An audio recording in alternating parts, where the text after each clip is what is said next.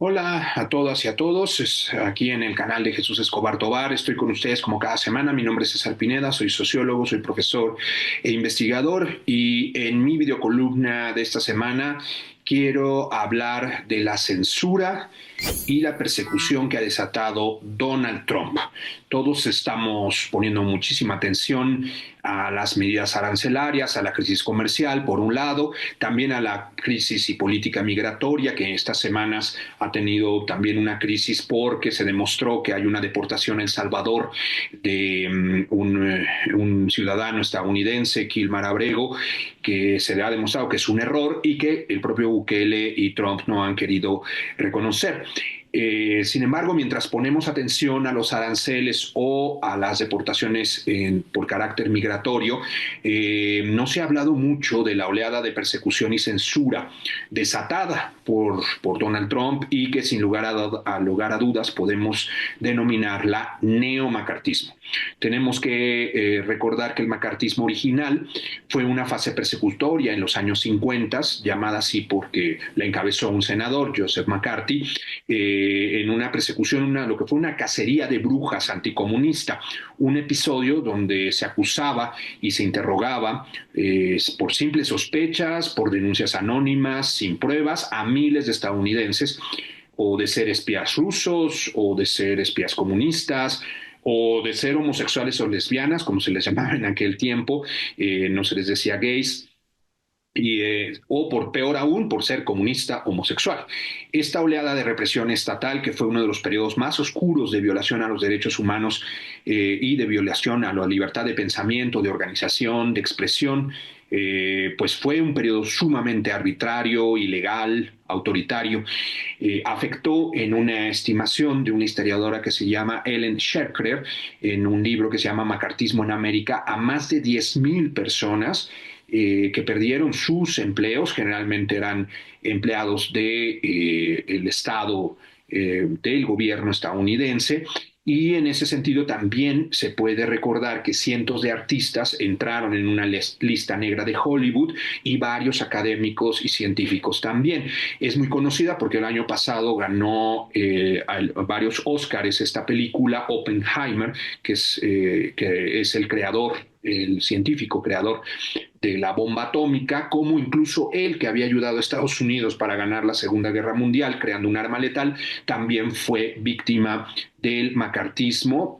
También se le investigó y se le asoció a ideas de izquierda, y perdió por completo su influencia política y académica en ese país.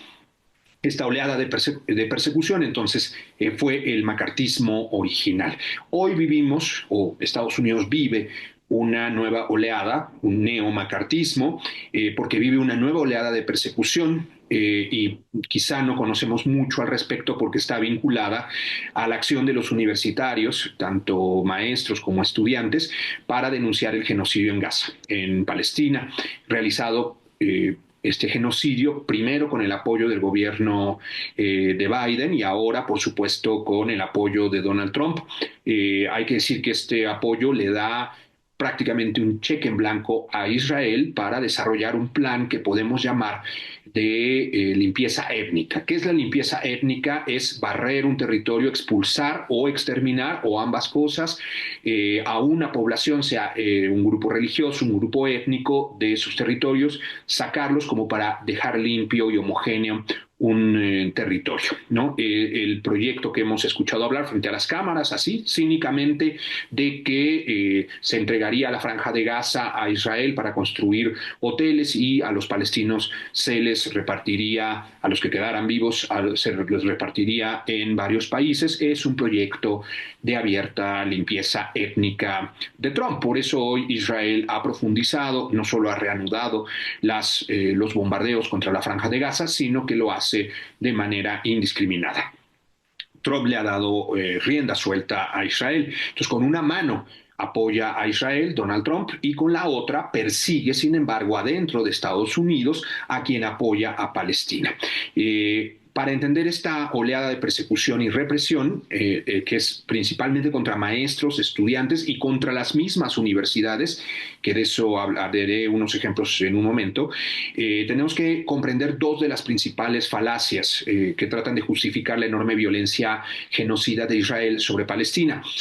Hay que decir antes que después de 18 meses de crisis en Gaza, también en Cisjordania, no tenemos ninguna duda, antes de explicar esto, de que Israel está cometiendo genocidio. ¿Por qué? Porque hay tres actores fundamentales que lo han señalado. Primero, la Corte Penal Internacional.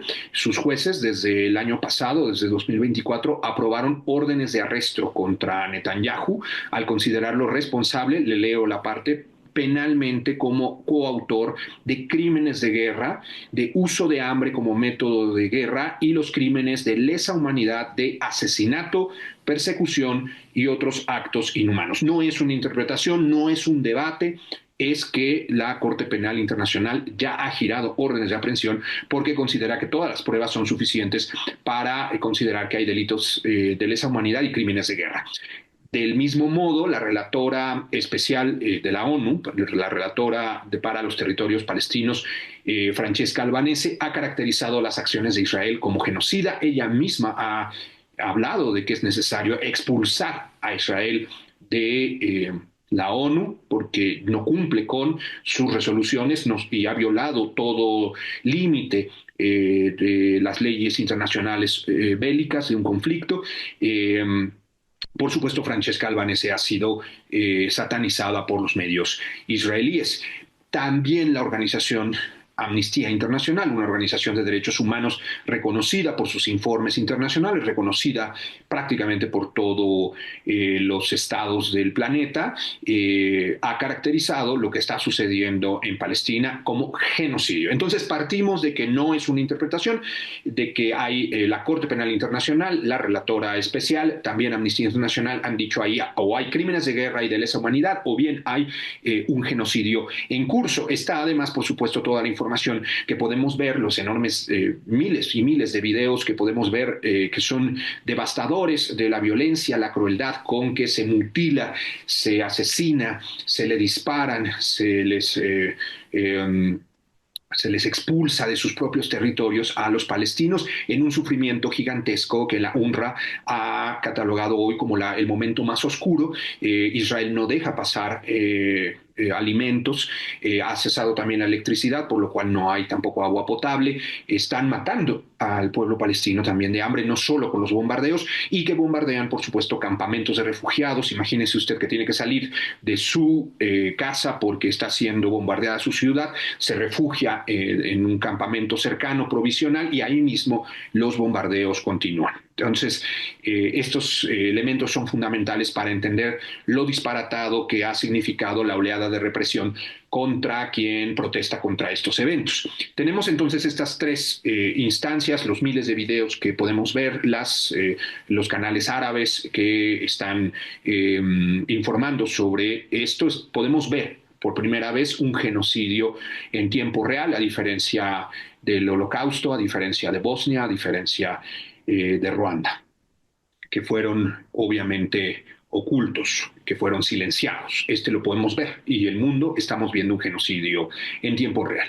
Para entender la persecución de Donald Trump, que como todo gobierno represor necesita justificar su acción autoritaria, se necesita demonizar a los perseguidos. Y para eso decía yo, tenemos que aclarar primero dos falacias. El primer dispositivo ideológico que tiene tanto Israel como el establishment de Estados Unidos, incluyendo a Bernie Sanders, que lo ha dicho en estos días, es el derecho a defenderse de Israel.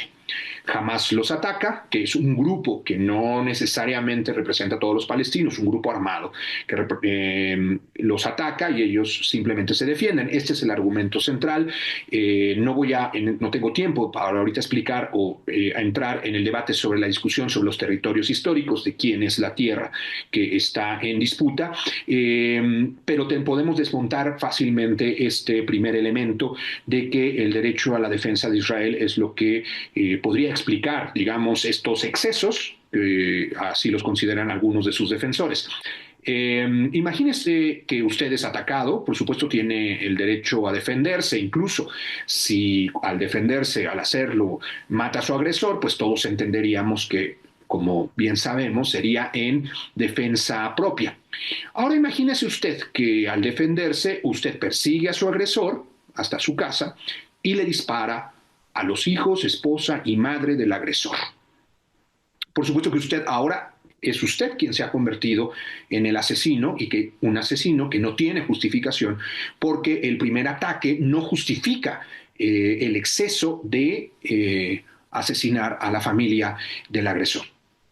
Aún peor, imagínese que usted defendiéndose no solo le dispara a la familia del agresor, sino que usted se justifica y dice es que mi agresor se metió a un edificio, no lo encuentro y entonces le disparo a todas las familias que hay en el edificio. Por supuesto, este ejemplo es burdo, parece un disparate, parece inverosímil, pero es lo que está haciendo Israel no solo desde el 7 de octubre, sino desde antes. El derecho a defenderse de Israel, sin embargo, no le da derecho a atacar universidades, mezquitas, hospitales, viviendas de civiles. Incluso si creyéramos que hay integrantes de Hamas, que es el discurso que se ha dado por Israel, escondido en esos lugares, uno no puede asesinar a todo un edificio completo porque hay un supuesto terrorista escondido en ese edificio. Eso es de sentido común, podemos entenderlo, y sin embargo Israel constantemente, e incluso el establishment estadounidense y algunas voces mexicanas, de las cuales hablaré brevemente, se justifican diciendo Israel solo se está defendiendo. El derecho a la defensa no justifica los ataques a civiles. El derecho a la defensa no justifica los crímenes de guerra. El derecho a la defensa no justifica la limpieza étnica. El derecho a la defensa no justifica el genocidio. Por otro lado, está lo que una escritora mexicana ha respondido ante unas protestas estudiantiles que la fueron a increpar a esta ensayista, estudiantes pro-palestinos. Ella tiene una posición pro-israelí y también tiene un centenar de republicaciones islamofóbicas, arabofóbicas e incluso transfóbicas. Y los estudiantes se pararon, hicieron una protesta pacífica, casi al finalizar su intervención en una conferencia en la universidad, y ella les respondió, ustedes se olvidan, fíjense bien lo que voy a decir, ustedes se olvidan que antes de lo que está pasando, la estoy citando a ella, antes de lo que está pasando en Palestina hubo una Shoah, o sea, un holocausto. Creo que el Estado de Israel debe existir. Esto es un poco más complicado y delicado. Es muy difícil porque habla del real sufrimiento del pueblo judío en el Holocausto y de su persecución histórica. Todos reconocemos que el pueblo judío ha recibido un sufrimiento terrible, quizá uno de los peores de la historia, por los nazis. Solo los neonazis dicen que el holocausto no existió y creo que el mundo se ha puesto de acuerdo, y me incluyo, en que ese acontecimiento no debería nunca repetirse.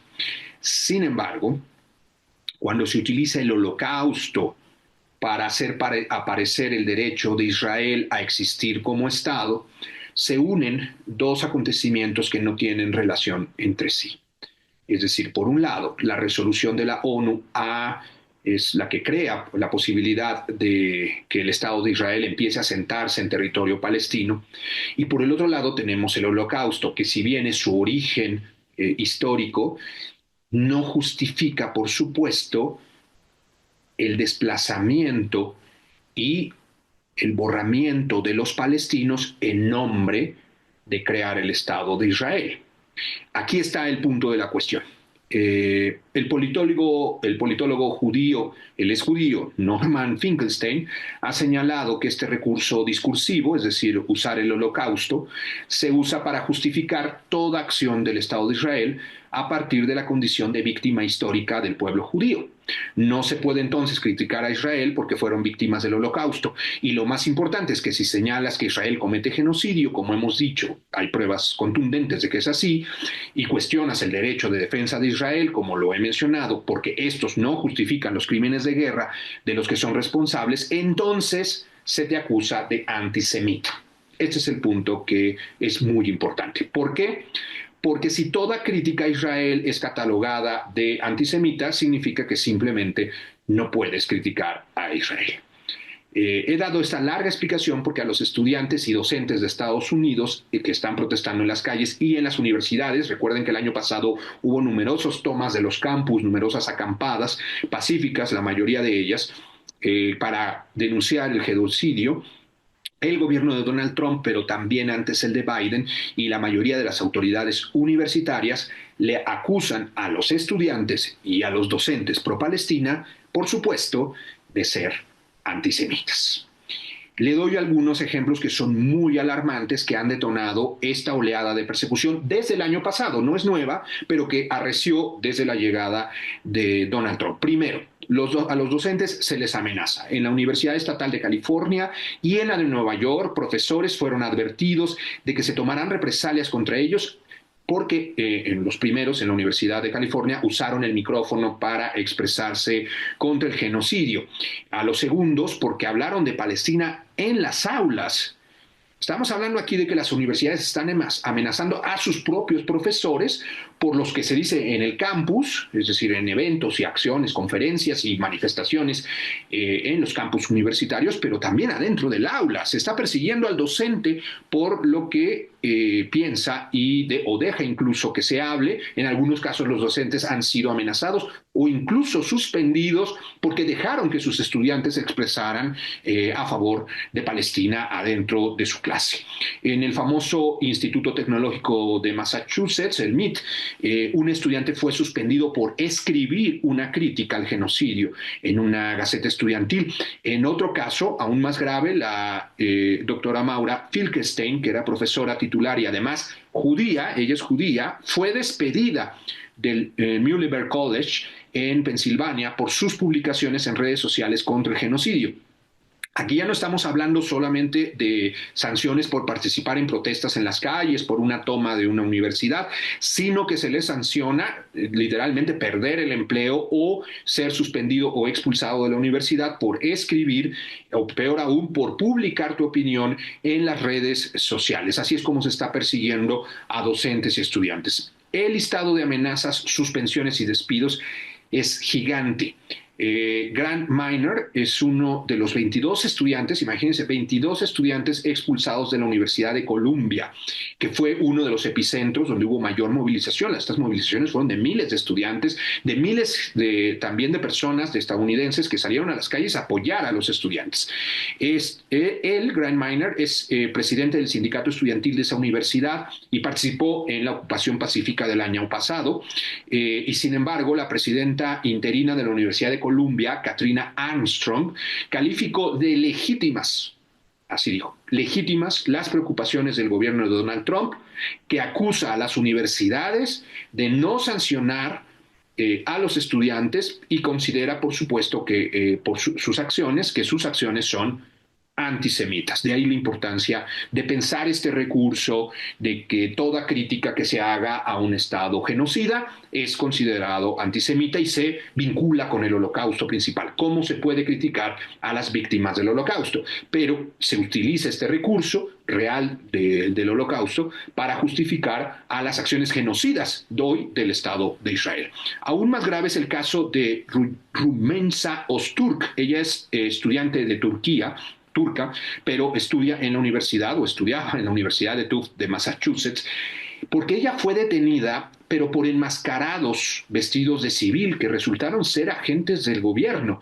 quien grabó, porque hay una grabación donde se ve claramente cómo varios individuos la abordan y la suben a un auto, quien grabó esta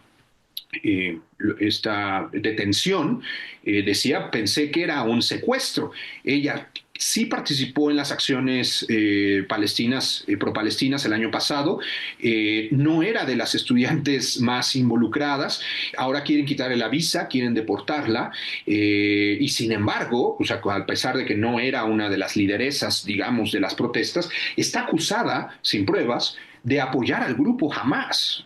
Es decir, aquí hay un salto gigantesco. Ya no solo eres antisemita, sino que por participar en una movilización, por participar en una protesta, incluso estás ligado a un grupo terrorista. El estudiante Moshe Madawi es estudiante de filosofía en Columbia, acaba de ser detenido arrestado hace unos días. Él es palestino, ha sido residente estadounidense, sin embargo, desde hace 10 años. Fíjese que este líder estudiantil, a pesar de participar en las protestas, él es budista, es pacifista, cree en la no violencia y ha condenado públicamente el antisemitismo.